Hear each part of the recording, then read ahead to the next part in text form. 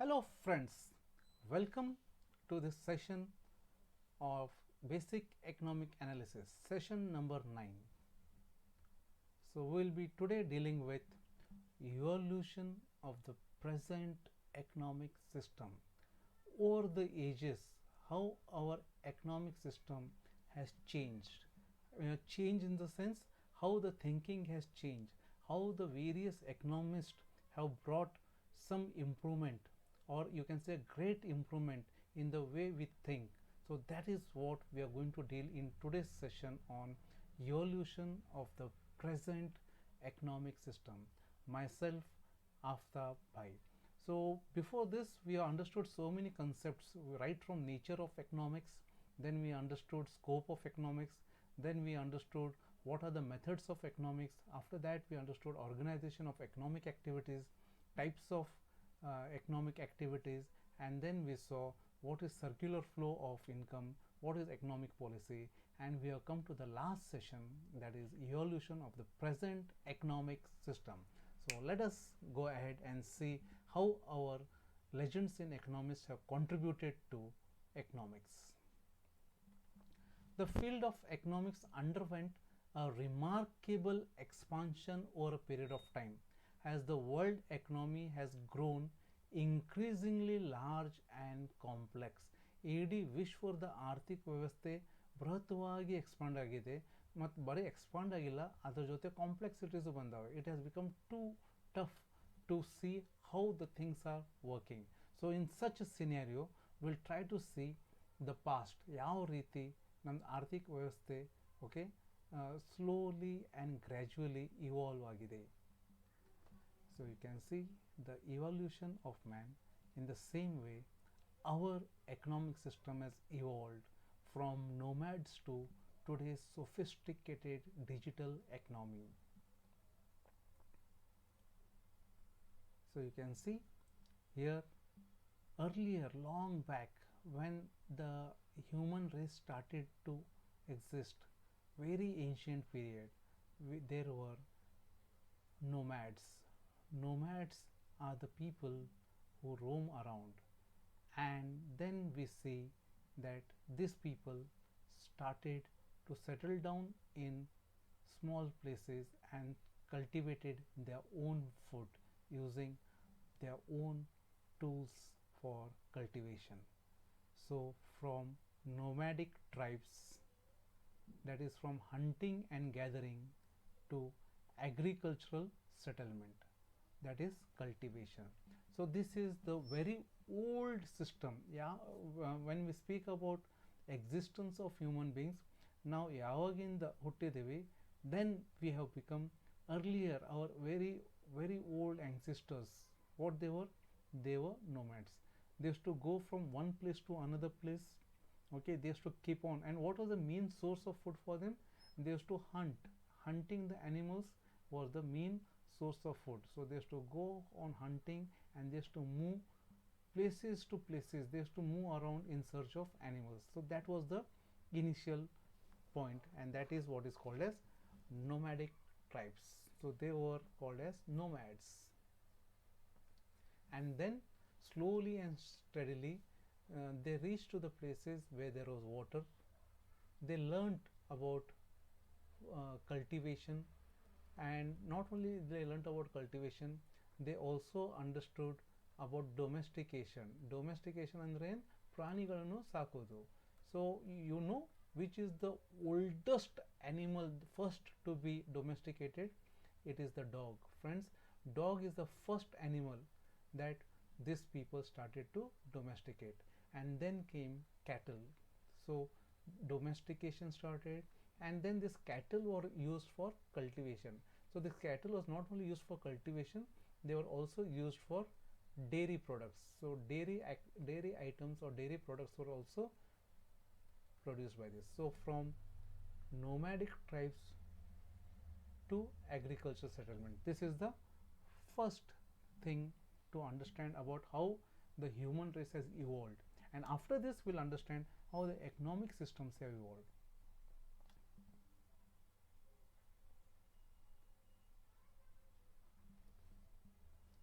Now you can see a short video. It was get really good at farming. My ancestors used to make their living by hunting wild animals for food. They were constantly on the move following the herds. As they traveled, they would also gather wild berries, nuts, and greens to eat.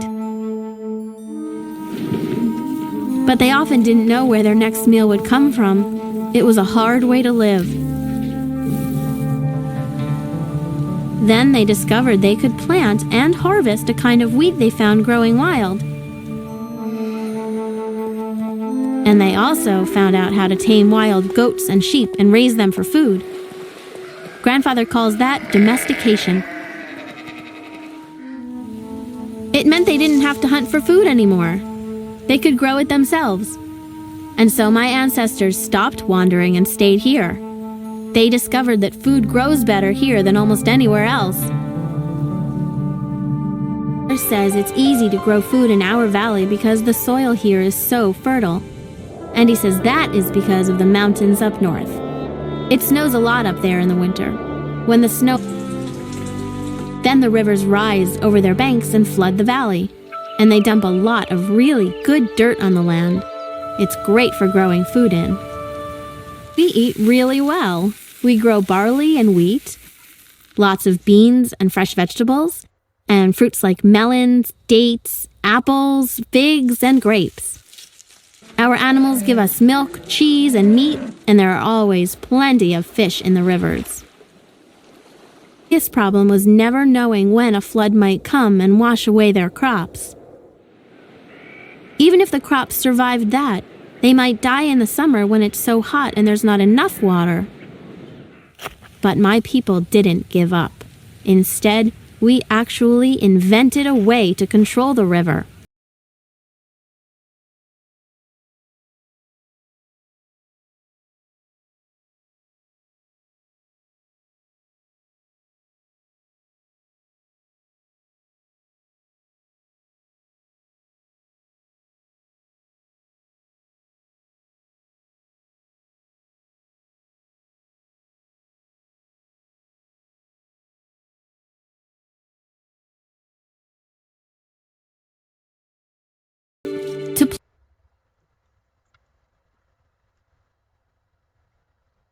So we saw, friends, how we have evolved. Evolution andre ವಿಕಸನ. So ನಾವು ಏನಾಗಿವಿ, ಅಲೆಮಾರಿ ವಂಶದಿಂದ ನಾವು ವಾಹಕರು ಆಗಿವಿ. We have become agricultural settlement people, and you can say from tribes we have become economists. So then when the actual economic system started, then what was the system? The system that was known was mercantilism. Mercantilism andre ವಾಣಿಜ್ಯ ಪಂಥ. So mercantilism ಏನು believe ಮಾಡ್ತಿದ್ರು? They used to believe in the fact that exports are very important for creation of wealth. Mercantilism was an economic system of trade that spanned from the 16th century to the 18th century. Mercantilism was based on the idea that a nation's wealth and power were best served. Nations, you'll note ನೀವು, nations wealth and power were best served by increasing exports. So mercantilism believed in foreign trade. They believed that to increase the country's wealth, exports were important. Other in ಚಿತ್ರನಲ್ಲಿ ನೋಡಬಹುದು. So these countries, when they export with other countries, then what would happen? Their wealth would increase. So these are the ships carrying the goods. Okay, these are the ships exporting the goods. So this is what is the main idea of mercantilism. And from that we moved on to something called as physiocrats. Physiocrats andre ನೈಸರ್ಗಿಕವಾದಿಗಳು. So physiocrats were a group of economists who believed that the wealth of nations was derived solely from agriculture. Their theories originated in France and were more popular during the second half of the 18th century. So physiocrats, what they believed in? They believed in nature. They believed in agricultural activities. So this is the difference between mercantilism and physiocrats. Once more, what are physiocrats? Physiocrats are also called as ನೈಸರ್ಗಿಕವಾದಿಗಳು. So here you can see they believed in natural activities, or you can say agricultural based activities. After this, at the end of this particular era of physiocrats, okay, so it is physiocracy, that is in Greek it means government of nature. It was originated in France in the 18th century. So source of national wealth for them was through land and land development. Francois Quincy and Robert Turgot were the main advocates of physiocrats. Physiocracy is perhaps the first well-developed theory of economics. Arthashastranalli physiocrats is a systematically developed theory.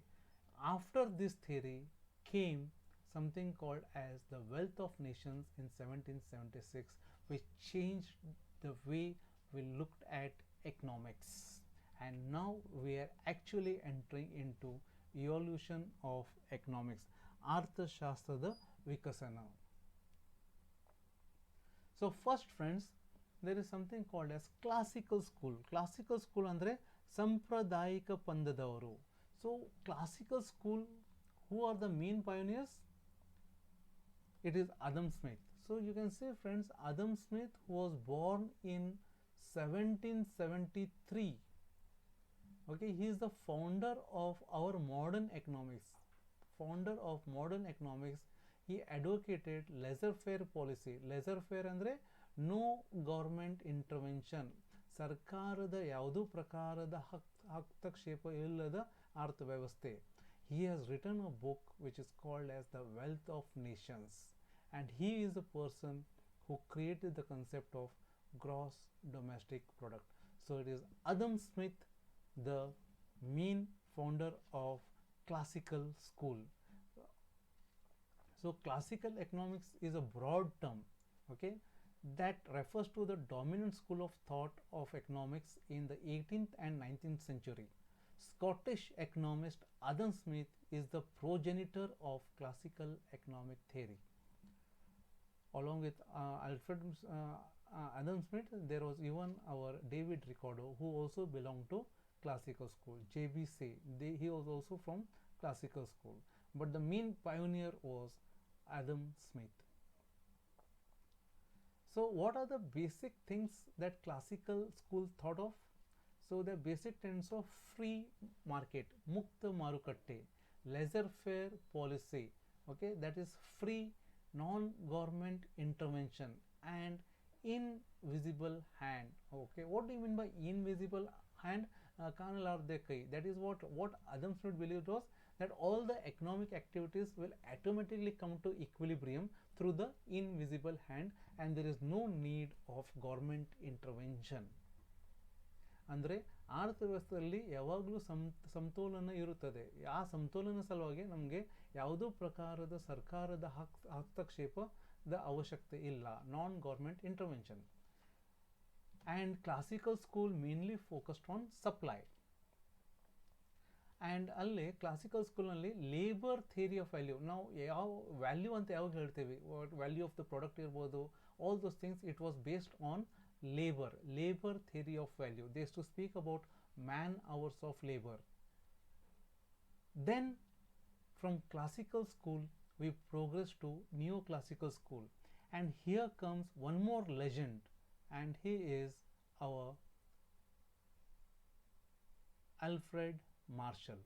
Neoclassical economics is really the birth of mathematics as an inescapable tool for constructing theories.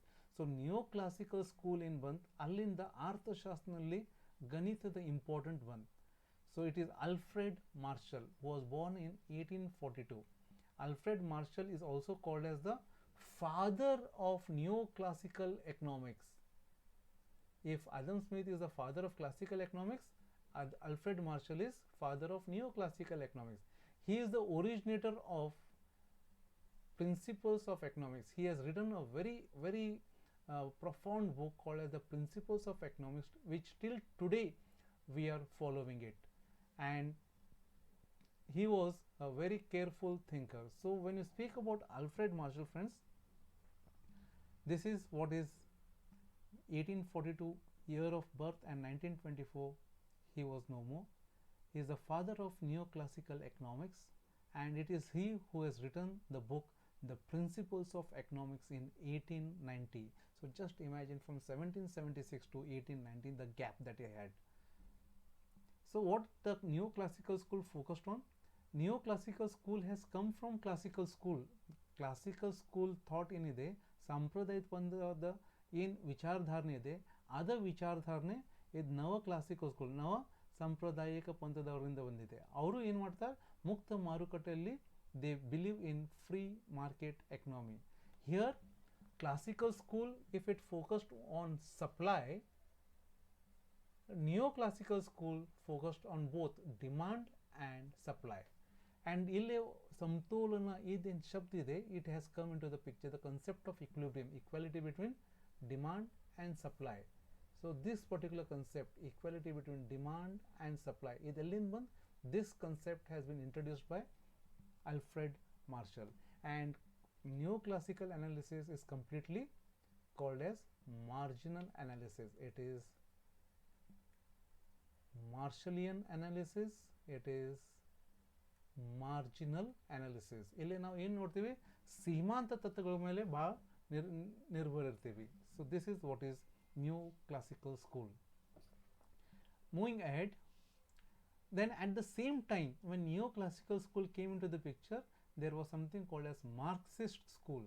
So Karl Marx was a person who developed this Marxist school. Marxism is a method of socio-economic analysis that originates in the works of 19th century German philosopher Karl Marx. So who is Karl Marx? He is a Jewish economic philosopher, and it is his famous book, the famous publication, The Communist Manifesto. He is a person who spoke about class struggle. He is a person who spoke about haves and have-nots. He spoke about the two important classes, that is proletariats and burghers. So this is what is Karl Marx had written his book Das Kapital. So German, born Jewish, along with Friedrich Engels, he published a very important paper, the Communist Manifesto, and he is the person who spoke about class struggle, and he spoke about how there is going to be a class conflict between haves and have-nots. So what about Marxist school? It is parallel to neoclassical school. It focuses on supply, and it believes in classless society. And he told about the two classes, one is bourgeois and the other is proletariats. Bourgeois andre those who are workers, okay, and proletariats are the owners of the means of production. So he spoke about something called as exploitation of labor, okay.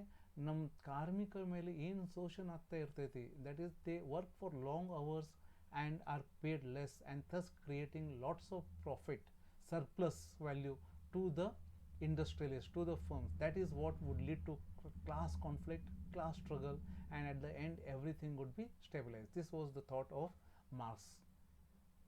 So after Marxist school, we'll move ahead. You can see this particular line, this dividing line is telling that classical school ಇರಲಿ, neoclassical school ಇರಲಿ ಅಥವಾ Marx school ಇರಲಿ, they all are speaking about microeconomics, ಸೂಕ್ಷ್ಮ ಅರ್ಥಶಾಸ್ತ್ರ ಪಂಥದವರು. So they are speaking, they are all the works is about microeconomic schools of thought. And when these things were happening after Adam Smith's Wealth of Nations, and when Alfred Marshall came with his Principles of Economics, Karl Marx Das Kapital, they all highlighted on micro concepts. After that, in 1929, Great Depression happened, Arthika Mugatu, Maha Arthika Mugatu. At that time, this microeconomic schools of thought were unable to explain ಏನಾಗ್ತಾ ಇದೆ, ಇದು ಆರ್ಥಿಕ ಮುಗ್ಗಟ್ಟು ಯಾಕಾಗಿದೆ ಮತ್ತು ಇದರ ಪರಿಹಾರ ಏನಿದೆ. So they failed to explain that, and here came, or you can say here came in 20th century, Great Depression happened and microeconomics was of no use, and this gave birth to Keynesian school. So Keynesian school has evolved from both neoclassical school as well as Marxist school. So British economist J.M. Keynes, John Maynard Keynes, is the father of modern macroeconomics. He developing his own school of economic thought. Keynes in early 1900s, economic theories had a huge impact on economic theory all over the globe. So Keynes is the founder of macroeconomics. In 1936, he published a book called as General Theory of Employment, Interest and Money. He showed that macroeconomics has a special subject and some special methods of analysis, and this is what is called as Keynesian revolution. Friends, for a moment I'll take a pause over here and I'll show you all the books that these legends have written. I'll just place it in front of you. So just see the books written by these legends. Yeah, just a small drift from the PowerPoint slides. I wanted to show you actually how the economy, today's economy has evolved over a period of time. As you know, we started from the nomads times, that is the tribal areas where they used to wander for hunting. Then how we shifted towards agricultural settlement. We went off for domestication of animals, and slowly and steadily how the trade developed. We understood very briefly about mercantilism, then we understood who are physiocrats. Then at the time when the system of physiocrats was running, who believed more about nature and agriculture, that was a time when the father of economics, Adam Smith, he wrote a book, and the name of the book is Wealth of Nations. Wealth of Nations was written by Adam Smith in the year 1776, and this book has become a pioneer in itself with regard to how we understand economics. Most of the concepts that till today we are studying in our normal microeconomics is all about Adam Smith. Most of the things are about Adam Smith. Adam Smith, he has written so many things. He right from division of labor, he has written about land, labor, capital and organization. He has spoken about how rent is decided, how international trade takes place. So all the aspects of economics is dealt in Wealth of Nations, which is written by Adam Smith. After this thing, the economic system got evolved and we came across another legendary figure, Karl Marx, who wrote Das Kapital, and Das Kapital was written in the year 1857. This is a book, a treatise on socialism, communism. Marx believed that the firms, the owners of the means of production, they used to exploit the labor class, and he spoke about class struggle. So this book you can see how much Karl Marx favored socialism, and he is the father of socialism, Karl Marx, and till today we can see Marxist ideas in most of the places in the world. Till recently we knew that USSR was there, which was completely a communistic, socialistic country. So Das Kapital was written by Karl Marx in the year 1857, which is another building block to understand how our today's modern economic system has evolved. Then simultaneously, along with Das Kapital, along with Karl Marx, there was the origin of another legendary figure, and that is Alfred Marshall. Alfred Marshall, in 1890, he has written this book, The Principles of Economics. So this book is the turning point in the way we understand economics. So you may not believe that it was Alfred Marshall who brought mathematics into economics. It was he who gave most of our understanding of economics through mathematics. So law of demand, demand function, demand equation, all those things that we have studied, it is Alfred Marshall's you can say gift to us. So whatever we are studying in microeconomics, so it may be any concept that is related to margins, that is marginal utility, marginal cost, marginal revenue. So this book, Principles of Economics, we can also call it as marginal analysis. So this is one of the most profound books. So if you are studying economics or want to build a career in economics, so this is the book that one should have in the library. Then comes one more great legend, and that is John Maynard Keynes. and his book is The General Theory of Employment, Interest and Money, which was written in 1936. So this book, friends, changed the complete picture of economy.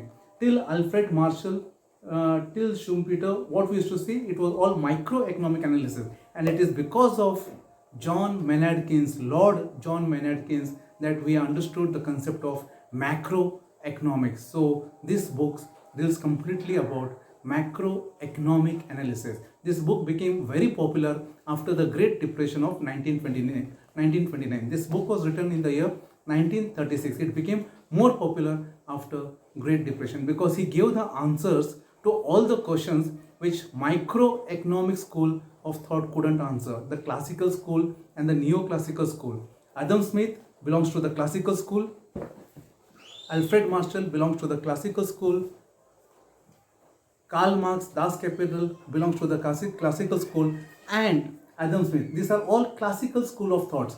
But our movement from classical to the modern economy, that is from microeconomics to macroeconomics, is all thanks to John Maynard Keynes. So in this book, he has introduced the concepts such as aggregate demand, aggregate consumption, government expenditure, the role of government, all these things we understood through John Maynard Keynes. And later on, just I would like to mention two more books. Joseph Schumpeter in 1942, he has written a book called Socialism, Capitalism and Democracy. So again, Joseph Schumpeter, most of the pages, around 50 pages in this book, he has devoted it to Karl Marx. That shows how much influence Karl Marx is having on us. And recently, there's one more book, that is Value and Capital, that is written by J.R. Hicks. When Alfred Marshall was telling us about utility and how utility is measurable, it was J.R. Hicks who brought in the concept of indifference curve analysis. That is the shift from cardinal analysis to ordinal analysis. So this is what is, just for a second, I wanted to show you how our today's modern economy has evolved from tribal periods to today, where we are speaking about behavioral economics, where we are speaking about institutional economics. And in this era of digitalization, in the era of globalization, many more schools of thoughts are going to come, and we will be just observing it and will be studying it. So this is what. Now let's move back to our slides and see how further after Keynes, which all schools of thought have come, which have contributed for the development of economic as a subject matter, or which has contributed to the evolution of today's economic system. Let's go back to the slides. So you saw how important these different schools were in the initial building blocks for the system of economics, right from classical school to Keynesian school. Now let us go ahead. As I said, Keynesian school is evolved from neoclassical and Marxist school, and what Keynes said, there is a need for government intervention. And Keynes has said one more very important thing, and he said that we should focus on the long run. Alpa avadhi is very important. ಯಾಕಂದರೆ ದೀರ್ಘಾವಧಿಯಲ್ಲಿ ನಾವು ಯಾರೂ ಇರಂಗಿಲ್ಲ. We all are dead in the long run. Long run is of no matter to us. We need to focus on short run. And he brought into the picture concepts like aggregate demand and aggregate supply. It is Keynes who spoke about government intervention. It is Keynes who gave importance to government budget. So this is what we can see, the departure from microeconomics to macroeconomics. He emphasized about government expenditure and deficit financing.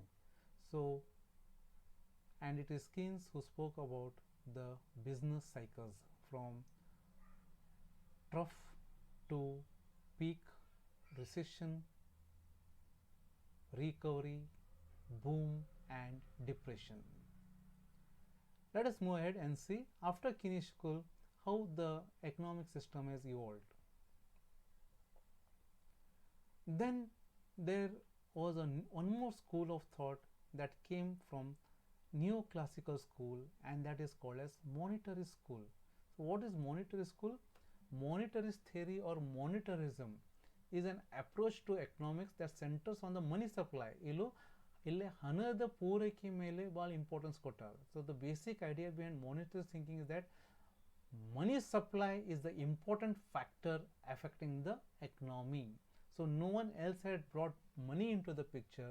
It was Milton Friedman who brought into the picture monetarist school of thought.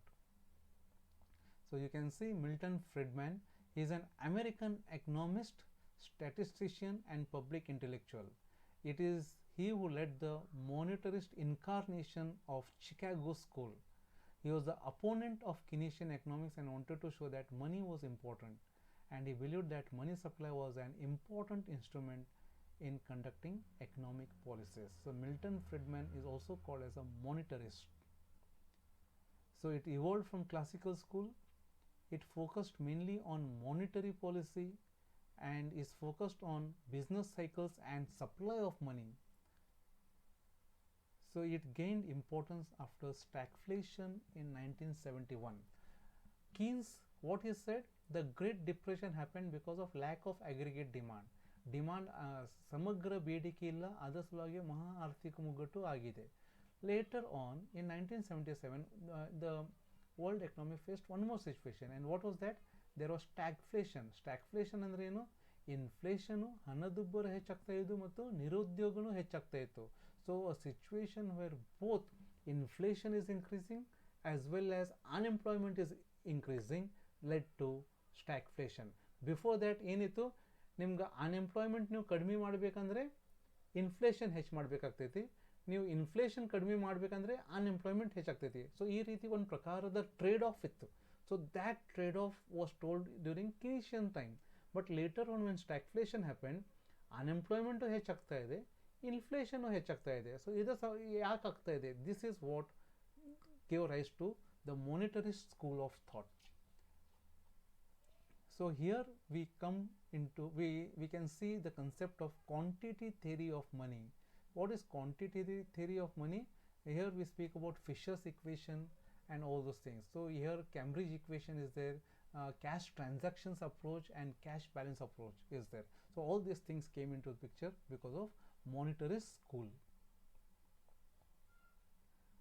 Moving ahead, from Keynesian school and from monetarist school, a new school of thought was developed, and that is called as the new Keynesians. And from new Keynesians, one more school of thought has come into the picture, which is called as behavioral economics. If you remember, last year Richard Thaler got his Nobel Prize in economics. Nobel Prize andre he got a prize by Swedish Academy with regard to his works in economics, and that is with regard to behavioral economics, where Richard Thaler spoke about how important nudging is. Nudging andre psychologically ನಾವು ಯಾವ ರೀತಿ ಒಂದು idea reinforce ಮಾಡ್ತೀವಿ ಮತ್ತು ಅದರದ್ದು ಪರಿಣಾಮ ಏನಾಗ್ತೈತಿ. That is what he spoke in behavioural economics. And from new Keynesians came post Keynesian economics ಅಥವಾ monetarist theories. And here friends, when you speak about post Keynesians, they are more of supply side economics. They spoke about supply side. So these are the very important schools of thought that we had to bring into our discussion. And these are not the only schools of thought, friends. There are n number of schools of thought, but for our introductory part, only to understand how the economy has evolved, I have taken few of the most important schools of thought that in our next 3 years journey as a student of economics we come across. Classical school, Adam Smith, Alfred Marshall, Keynes, Milton Friedman, post Keynesians and all those things. So they are all called as macroeconomic schools of thought. So just I would like to bring this thing into the picture, how the thing has evolved, how the economic system has evolved. When you speak about evolution, Arthik Vyavastha Vikasani. So we can see from classical school to behavioral economics, and this is not the end. ಈಗ digitalise ಆಗ್ತಾ ಇದೆ, we are speaking about globalisation, digitalisation, many more schools of thought are yet to come. So friends, the books of reference is History of Economic Thought by R.R. Paul, and Evolution of Modern Economics by Richard Thaler.